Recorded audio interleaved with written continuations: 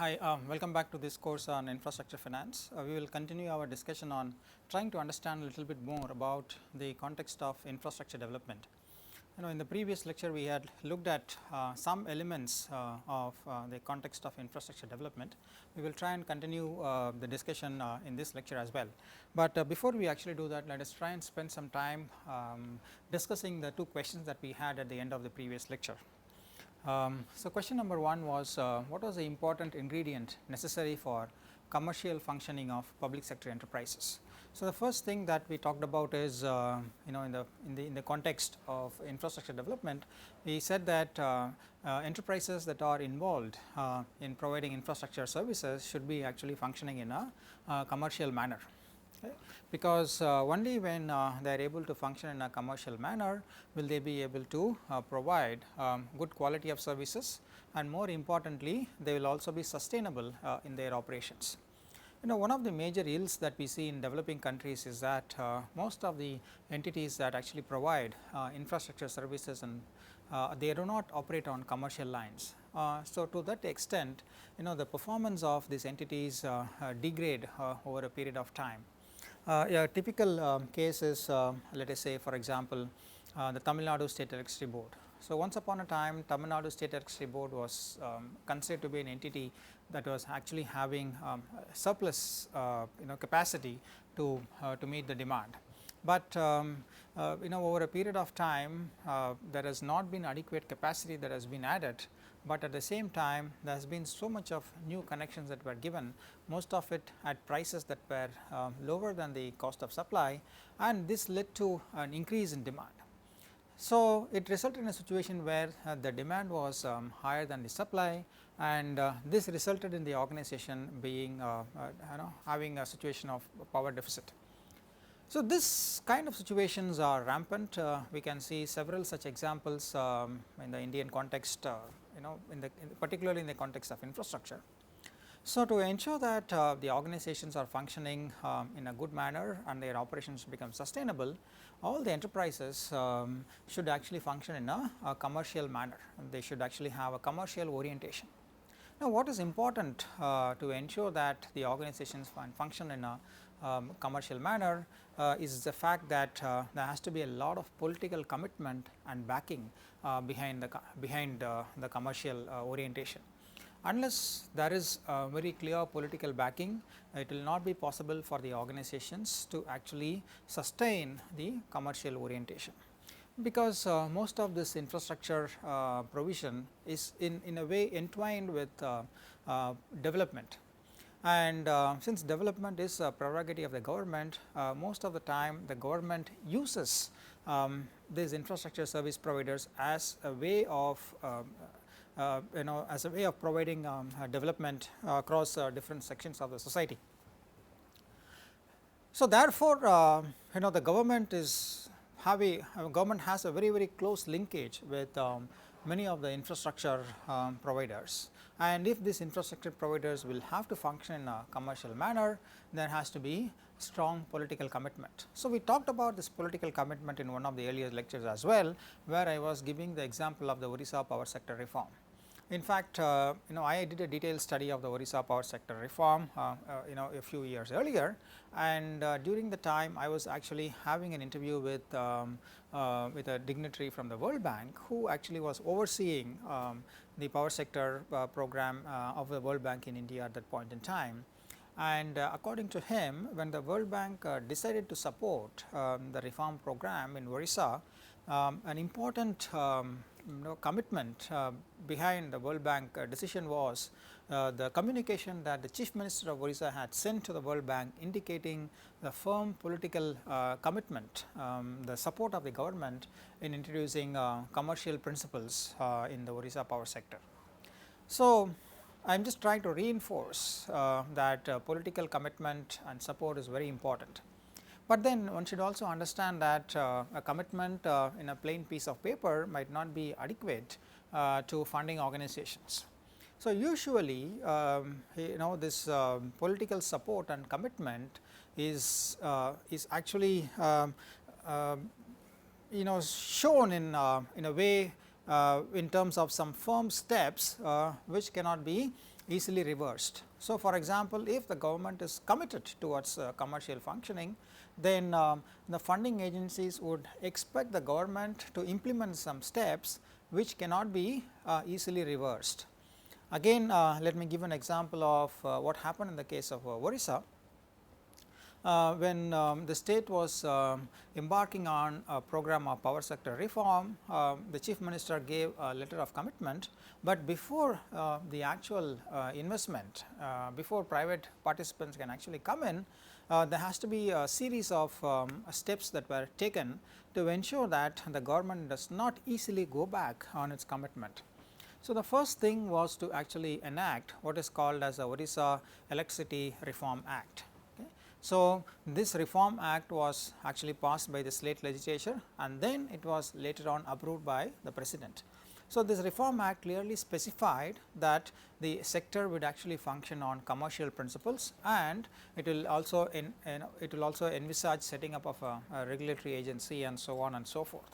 Now, once we actually have an act that has actually been approved by the legislature, which has actually again got the assent of the president of the country, it is going to be very difficult for the government to go back and revert to its initial ways of running the organization as a part of the government.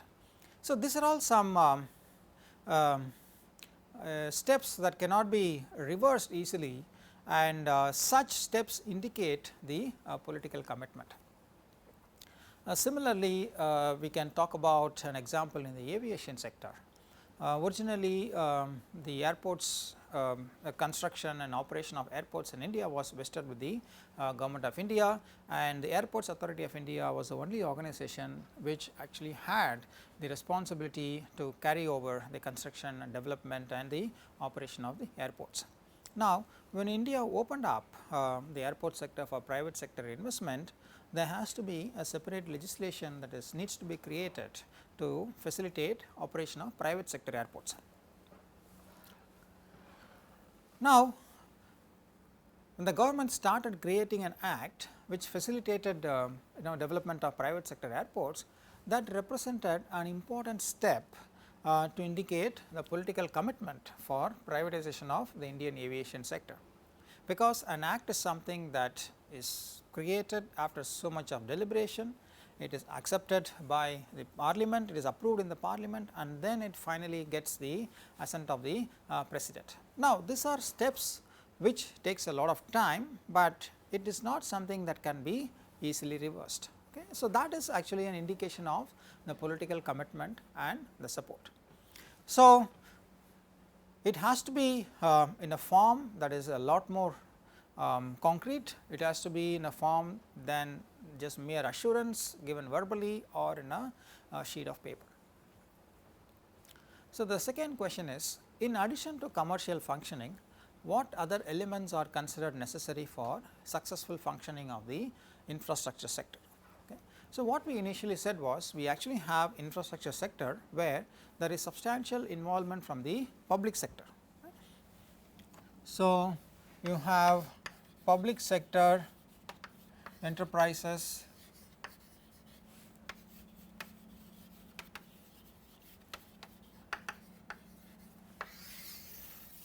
which operate the infrastructure sector, and said that for them to actually provide ensure good quality of service, they will have to be run on commercial principles.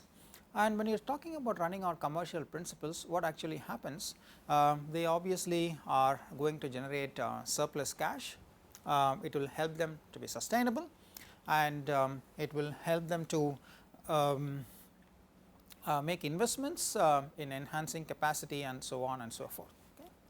So, the commercial principles will actually ensure that the organization functions a lot more efficiently as compared to what they were used to in the previous regime. Okay. But is commercial functioning alone adequate? Okay, because when you are talking about commercial functioning, we are talking about enhancing the operations, enhancing the efficiency of the existing organization. But what is a major requirement for the infrastructure sector in developing countries like India today? The major requirement is to creation of new capacity. Okay.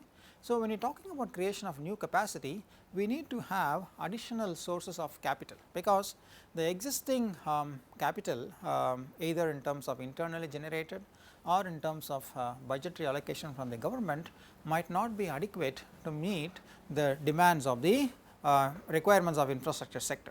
I mean, because of the concerns of fiscal deficit and how much can government meet all the demands of the infrastructure, there are going to be limitations. Let us say for example, in the 12th 5-year plan, the estimated investment in infrastructure is close to $1 trillion. How can the government invest all the amount by itself in infrastructure when there are so many other sectors that are crying for resources from the government? So, therefore, we need to actually get additional resources. Right? So, when you are talking about getting additional resources, merely making the public sector enterprises to function on the commercial basis might not be adequate. So, we need to have lot more mechanisms which will help us to get investment from other sources. That is, how can we actually finance infrastructure from market mechanisms, that is, how can we actually finance infrastructure from the private sector. Okay. So, there are two important things that needs to be done to facilitate investment from the private sector, which is to actually enhance competition, provide for competition in the marketplace, and also ensure that there is regulation. So, these are the two additional components that needs to be created. And this will help us to actually attract private sector investment in the infrastructure sector. So, in this lecture we will talk about some elements of competition and regulation. Okay, the traditional view of infrastructure provision was that it is best produced and delivered by monopolies. That is, we need to have only single supplier or a producer of services, and that actually is going to be beneficial for the economy. So, that was a traditional view, because we all felt that infrastructure sector is a monopoly. So, what do we actually mean by a monopoly? So, monopoly is that the unit costs actually reduce with increasing output. Let us say for example, we consider a graph where you have output on the x axis and then we have unit cost on the y axis. What do we actually mean by a monopoly is, as the output increases, the unit cost will come down. So, we are talking about a line which is something like this. So, traditionally it was believed that infrastructure sector had this characteristic, that is, let us say a power plant with a capacity of 600 megawatts of power will be able to produce power at a lot more cheaper rates as compared to a power plant with a capacity of 200 megawatts, simply because of what is called as your economies of scale. Okay. So, one of the main characteristics of monopoly is what is called as your economies of scale. Another way to really discuss this is also look at in terms of the marginal cost. Right. So, marginal cost is the cost of producing the next additional unit is going to be lower than the cost the previous unit. Okay. So, when you actually have a marginal cost, the declining marginal cost, that actually means that there is economies of scale. It also kind of indicates that there is a monopoly kind of a situation that is prevailing. Okay. So, in addition to economies of scale, which actually encouraged monopolies, people also felt that infrastructure services had what is called as economies of scope. Okay. So, economies of scope indicated that it is cheaper for a single provider to produce and deliver two or more services jointly than by separate entities. So, if a single organization can provide more than one service, that will work out to be cheaper than separate organizations providing these services separately. So, the cost of provisioning is lesser if there is a single organization providing the service. Okay. So, these were the traditional views of infrastructure sector. So, therefore, what needs to be done? because of being a monopoly, it is better if the government actually is involved in the provision of services, because a private sector monopoly can actually abuse the position. That is, he can actually produce more, but at the same time he will not pass on the lower unit cost to the consumers. The private sector monopoly can still sell the product or the service at a higher price. So, that is abusing monopoly position. So, to avoid this kind of monopoly abuse, the government was the sole supplier, because it is always felt that the government will not use will not recourse to abuse of monopoly power, and so therefore, the government should be involved in providing infrastructure services. Or if there is a private sector monopoly, the private sector monopoly has to be closely regulated, in the sense that there has to be a regulatory body which ensures that the private sector does not exercise its monopoly power. It ensures that the customers are benefited, it ensures that the quality of service is adequate, and so on and so forth. Remember, when there is a government agency involved in the provision, there is no need for a separate regulatory agency. The government is its own regulatory authority, and therefore, there was no necessity to actually have a separate regulatory authority. In fact, if you really look at it, for several years, when the government of India used to operate the aviation sector, Airports Authority of India, we had basically the DGCA, which is the Directorate General of Civil Aviation, which is a regulatory authority. Practically that is not really having much of an impact in terms of airport functioning. Similarly, when you actually had state electricity boards, which are vertically integrated entities, and the state government was involved in supplying electricity, there was no need for a separate state level regulatory agency. So, this was the way in which the traditional infrastructure functioned. So, what is the new consensus? The new consensus is it is not only depend on the government, but if you can have market forces and competition, it can actually improve the production and the delivery of infrastructure services. Okay. So, how can it improve the production? It can improve the production by actually increasing the capacity. There can be new investment that can actually coming in by way of private sector investment. So, this new investment can actually increase capacity and increase the quantity of production. It can also improve the kind of technology that is being used. So, for example, you can have superior technology coming in from private sector investment. Okay.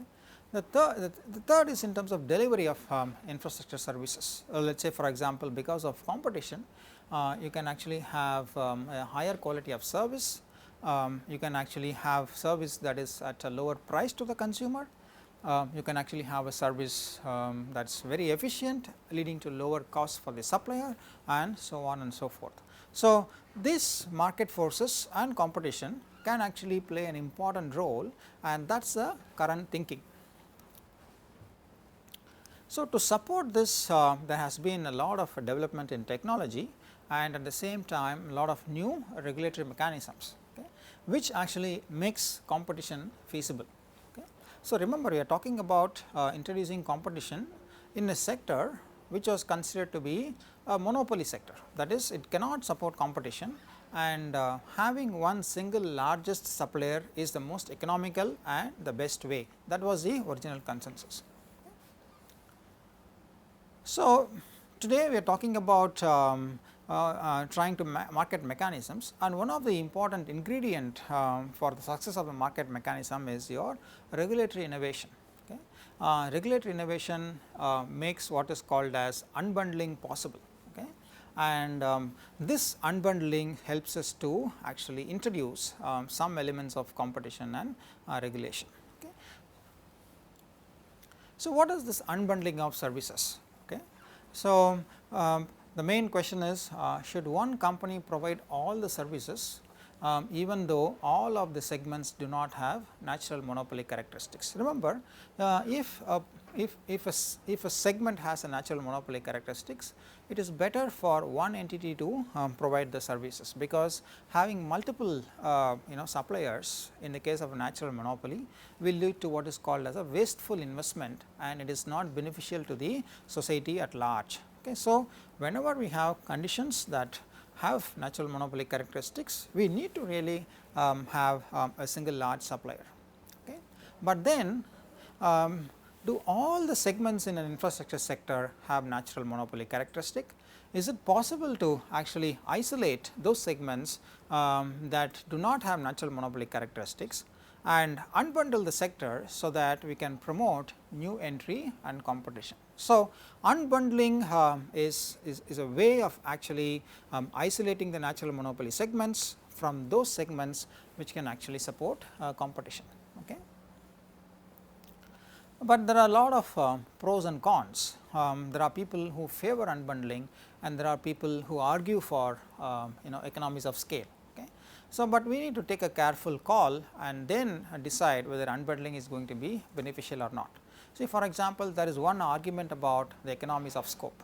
So, the economies of scope argument says that if you actually have more than one organization providing services separately, then it increases the cost of provisioning. Okay. So, that means the end consumer is not going to get benefited, because he is actually going to pay more for these services.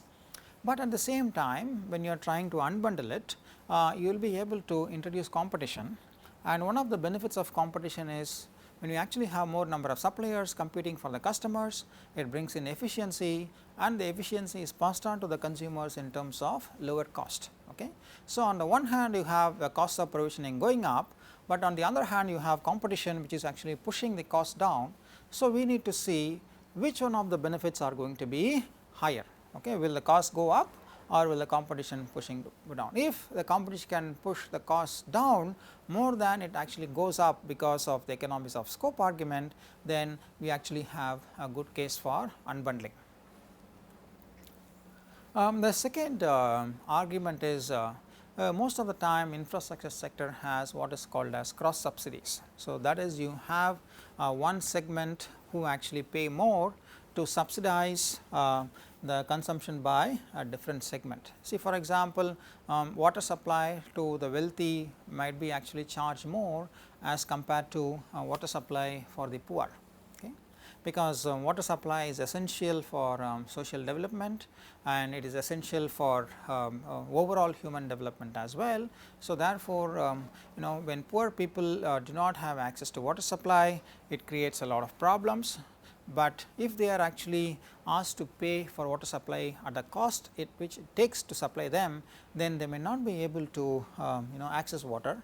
So, therefore, the rich will have to bear the cost for supplying water to the poor. So, this is called as cross subsidization. So, one segment cross subsidizes the other segment. So, when you actually have a single entity providing services to different segments, it is possible to cross subsidize. So, that is one of the arguments. Okay. But the proponents of unbundling will indicate that when you separate it out, then it increases the transparency between different lines of businesses. Okay. When you talk about integrated entity, it becomes very difficult to estimate how much of subsidy is actually going to the poor consumers. But if you actually make it as separate distinct entities, then we can actually find out how much of subsidies is being paid to the poor consumers, and it also helps us to identify areas of inefficiency and then improve them. Okay. So, unbundling is not an universal solution, but there are both pros and cons, and we need to analyze carefully the costs and benefits and then implement it only if the benefits are higher than the costs. Okay, now let us look at some examples, okay, of unbundling. There are different forms of unbundling. First, we can broadly classify them as two categories: the vertical unbundling and horizontal unbundling. So, we will look at some examples in both the cases. Okay, first we will talk about vertical unbundling. Vertical unbundling, I am going to give you 3 examples. The first example is electricity. Okay.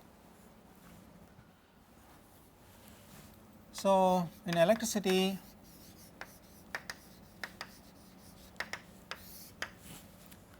so we are talking about before the unbundling, what happens, you have a single entity which actually has the generation statements, and then the power is generated by the generating stations is actually transmitted by the transmission lines, and the transmission lines help to transmit power to the load centers or the consumption centers. So, and then power is distributed to the consumers. Okay. So, you have a state electricity board which is actually performing all of the 3 activities: electricity generation, transmission and distribution. Okay. So, when you talk about unbundling, what actually happens, right? Now, if it is in a single entity, in an unbundling, in an unbundled situation, you actually have a separate entity for each of the activities. So, you have generation, where an entity is responsible only for generating power, okay. And then you have a separate entity for transmission, okay. You have a separate entity for transmission, and then you have separate entity for distribution.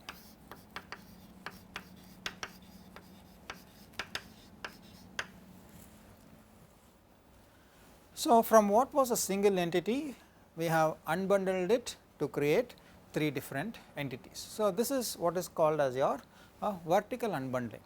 Okay. Now, similarly, we can look at the case of a natural gas. So, what actually happens in the case of natural gas?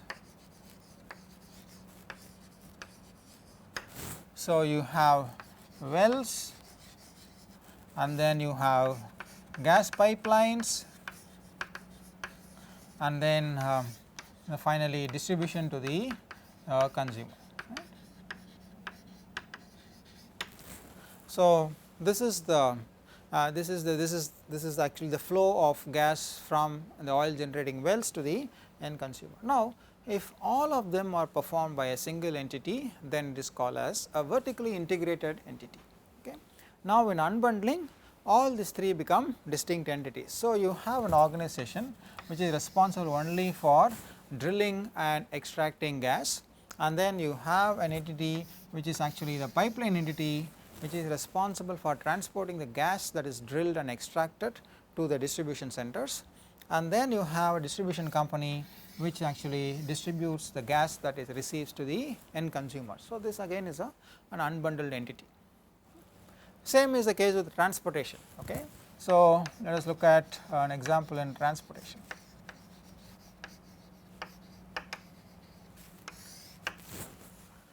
So, earlier this has probably not been done in India, but it is popular in UK. So, we talk about rail transport. In a rail transport, both the trains and rail network are integrated, that is, they were with one and the same organization. So, this is an integrated entity. Now, after unbundling, these 2 have been separate. So, you have a separate organization that is responsible for constructing and maintaining the rail network. So, that is the rails that is actually laid on the ground. This organization is responsible for developing and maintaining that, and then there are separate organization which actually runs the trains that run on the network. Okay. We can also take an example in the aviation sector. See, for example, you actually have, let us say, airports. Airports could be equivalent of trains in a rail network in the case of train sector, and then you have rail network, and the equivalent of rail network could be actually airports. So, originally the entire airport and civil aviation was with the public sector. So, you had Indian Airlines, which was the only airline operating in the country, and then you have airports which was actually operated by again the government. So, today we actually separated it out, then you have the Airports Authority of India, which is actually providing the airport services, and then to different flight operators. So, today you have several flight operators, right. You have many private sector and then you have the public sector as well. So, therefore, this is a case of unbundling. Okay. Now, let us look at some examples of horizontal unbundling. So, when the bundling happens in terms of geography, the unbundling happens in terms of geographies or by service category, that is called as horizontal unbundling. Let us say, for example, in the case of electricity, you have generation, transmission and distribution. So, a distribution is for a particular region, right, and if this is further divided into different distribution entities, then that is a case of horizontal unbundling. Let us say, for example, what was originally a single distribution entity, after unbundling it has been divided into 3 distribution entities, right, it has been divided into 3 distribution entities. Okay. So, let us say distribution entity for region 1, distribution entity 2 for region 2 and distribution entity for region 3, correct.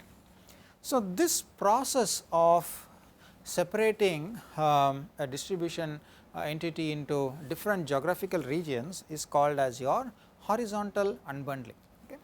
Now, another way of horizontal unbundling is also by way of different service categories. Let us say, for example, you have earlier in the case of a telecommunication, you have let us say the same entity providing mobile telephone, landline telephone and the long distance telephone. Okay.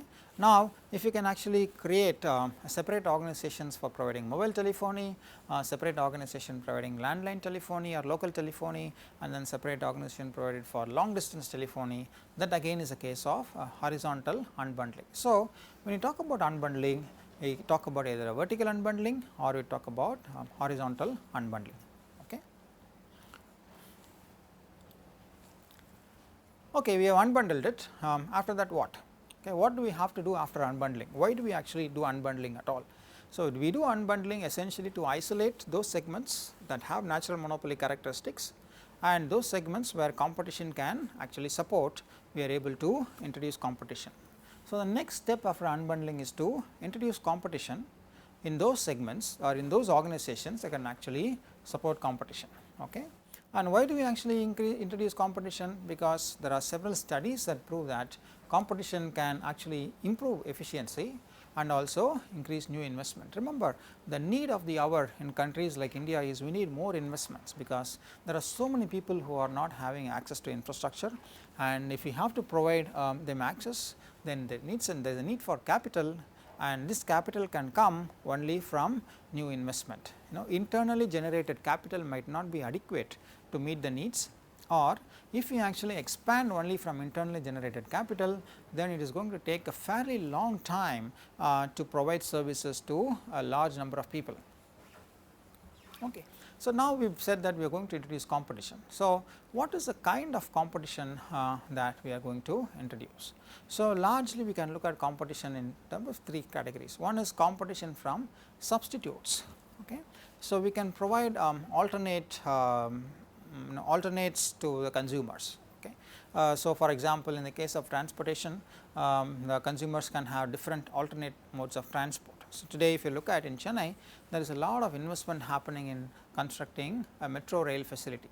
Okay. So, metro rail facility is in addition to the existing forms of transport such as the urban train, then you have the road transport and so on, right. So, we are actually trying to create competition from substitutes. Okay. So, that is one form of creating competition.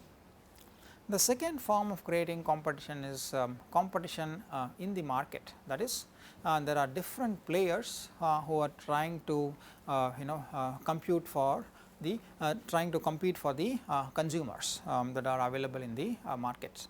Okay. So, today if you look at let us say a traditional consumer good. Okay. So, each and every category has so much of competition. Let us say, for example, if you actually take the category of soaps, there are so many manufacturers who produce soaps to meet the needs of the consumers, right. So, there is a lot of competition in the consumer goods market. So, if you really look at the television market, there are so many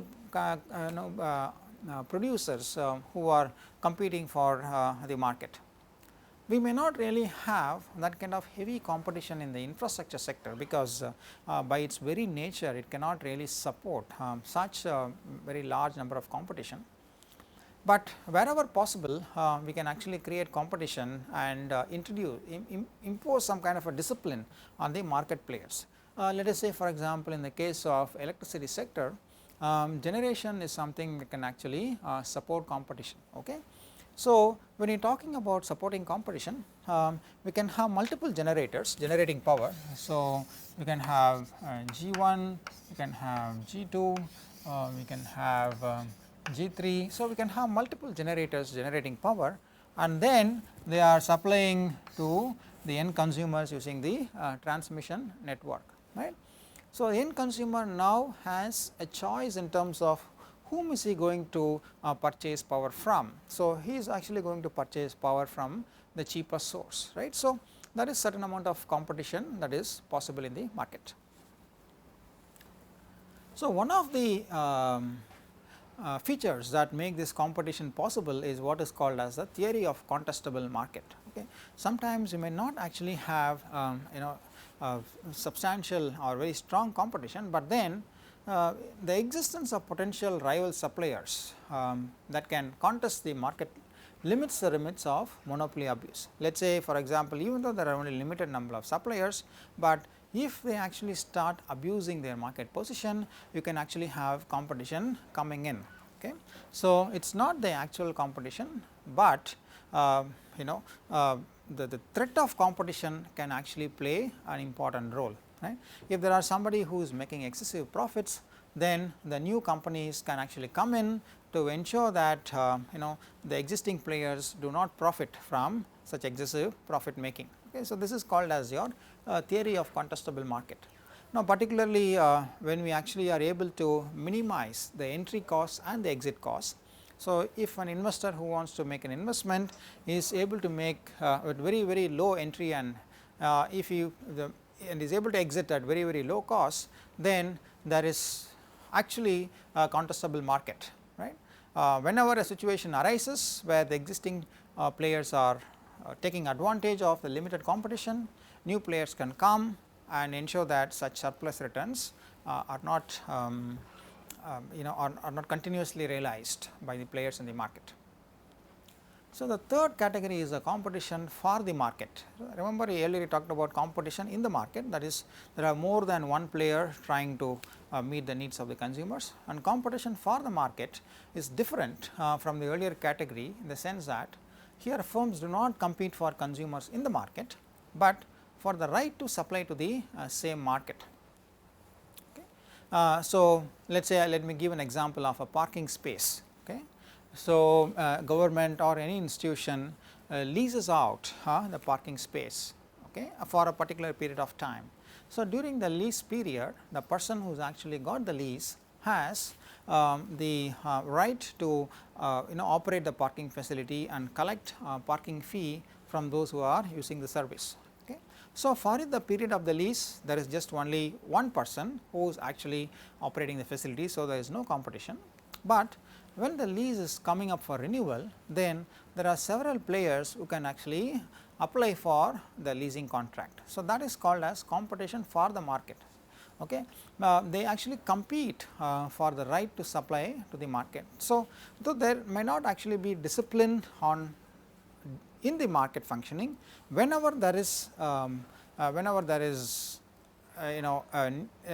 the contract being thrown open for renewal and so on, there can actually be competition from potential suppliers. Okay.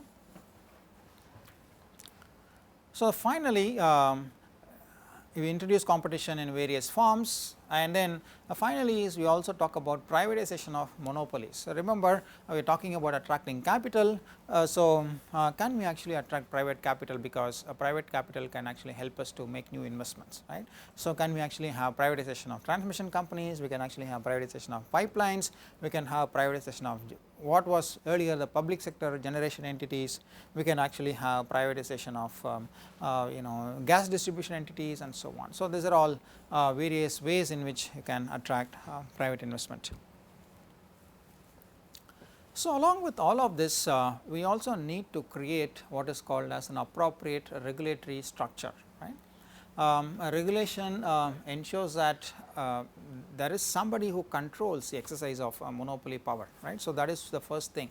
Let us say, for example, you have a transmission entity that has actually been privatized, and the private entity, the transmission is actually let us say a monopoly, it actually supports natural monopoly characteristics. So, therefore, it is not possible to actually have competition. So, when we privatize a transmission entity, then it is possible that the private sector could abuse its monopoly power, right. Having a regulatory authority will ensure that such monopoly powers are not abused. Same is the case with the distribution entities. Remember, distribution entities can also not support competition, because it has characteristics of monopoly. It is better to have a single distribution entity rather than multiple distribution entities in the same geography. So, therefore, to a certain extent distribution entity is also a geographical monopoly. So, if the distribution entities are privatized, it needs to be ensure that they do not exercise the monopoly power. So, we need to create a regulatory authority which will kind of ensure that the private entities is actually not taking advantage of the monopoly situation. Obviously, the role of the regulatory authority goes beyond just the controlling the monopoly power. It should also ensure that there is service quality, there is service obligations, and there is the rights to network access. Let us say, for example, you actually have a private investor who is generating power, and they will be able to actually sell the power only if they actually have access to the transmission capacity. Okay. So, if there is if there is no transparent regime which ensures access to transmission capacity, then this entire investment made in the generation capacity might actually go waste. So, a regulatory authority will ensure that there is a level playing field for all those who have invested in the sector. One of the characteristics of the regulatory authority should be that the regulatory rules should be flexible, because the industry is continuously evolving. What is important at one stage might actually may not be so important as industry evolves. So, we may actually have a new dimension that is coming into picture. So, therefore, the regulatory authority should be the regulatory rules should be framed in such a way that they are flexible and they are adaptable to change. And at the same time, the rules should also have certain amount of fixed component to avoid regulatory manipulation. So, we need to actually reduce the discretionary element in regulatory regime, and that is possible only if we have fixed rules. So, there has to be a fine balance between fixed rules and at the same time the flexibility. What should be the main characteristic of regulation? Three things. One is it should be comprehensive, that is, if for all situations as possible, there has to be appropriate regulatory features, and it should be transparent. So, that means there has to be well documented procedures on how particular situations are going to be dealt with, well documented procedures in terms of how the tariffs are going to be fixed, well documented procedures in terms of how the concessioners are going to be monitored, well documented procedures in terms of how the defaults are going to be treated, and so on and so forth. Right?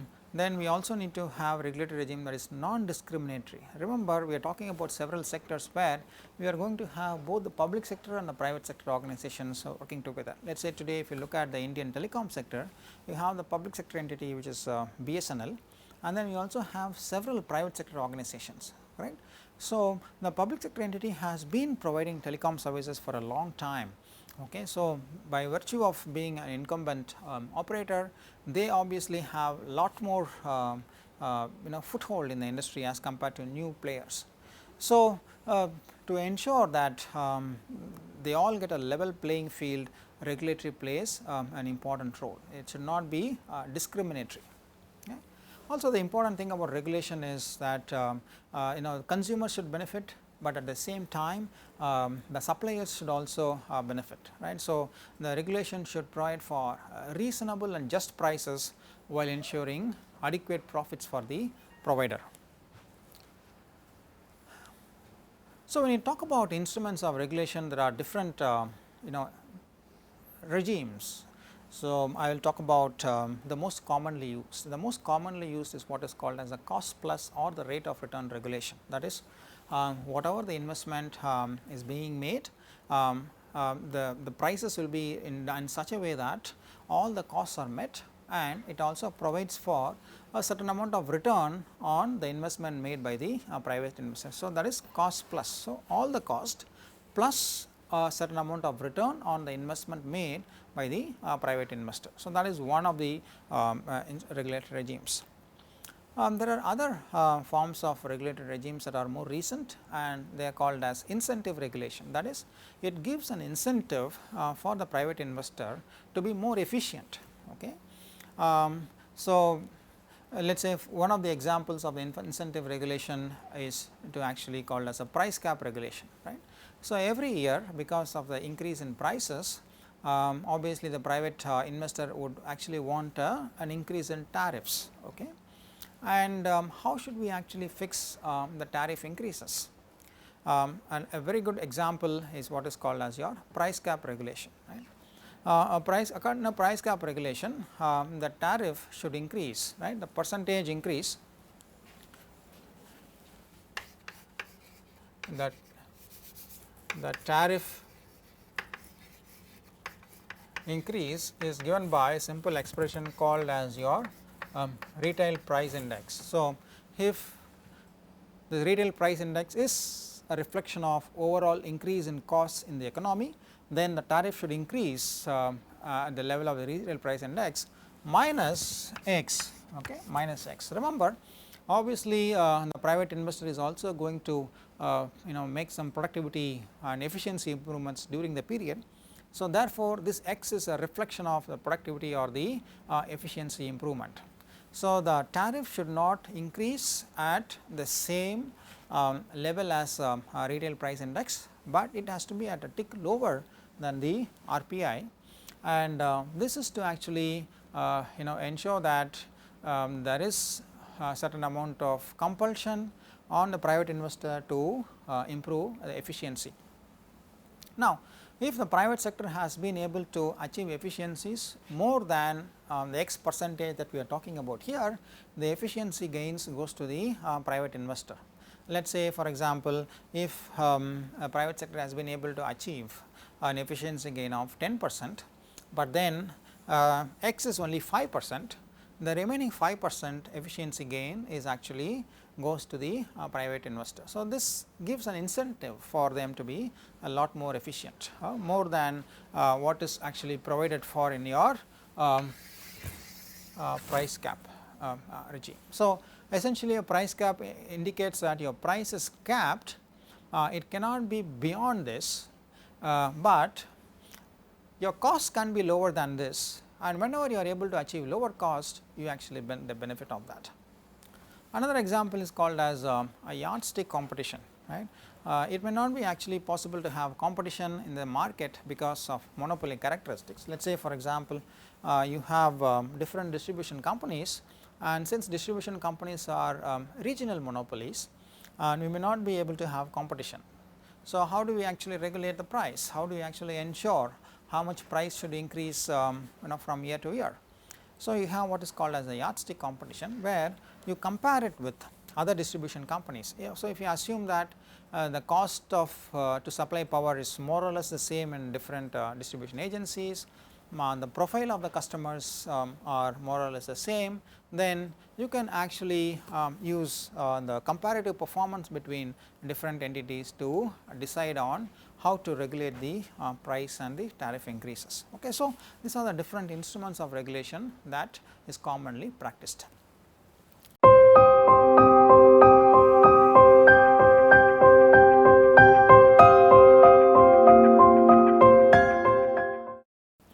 before we end this lecture, we will have the questions for this lecture. There are two questions. What are the possible problems in leasing and concessions?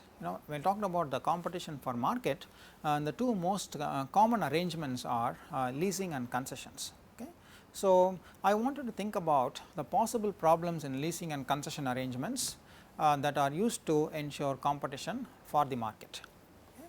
So, the second question is, we talked about different instruments of regulation, and I want you to kind of think about the drawbacks of these different regulatory systems. Okay. So, we will discuss this in the next lecture.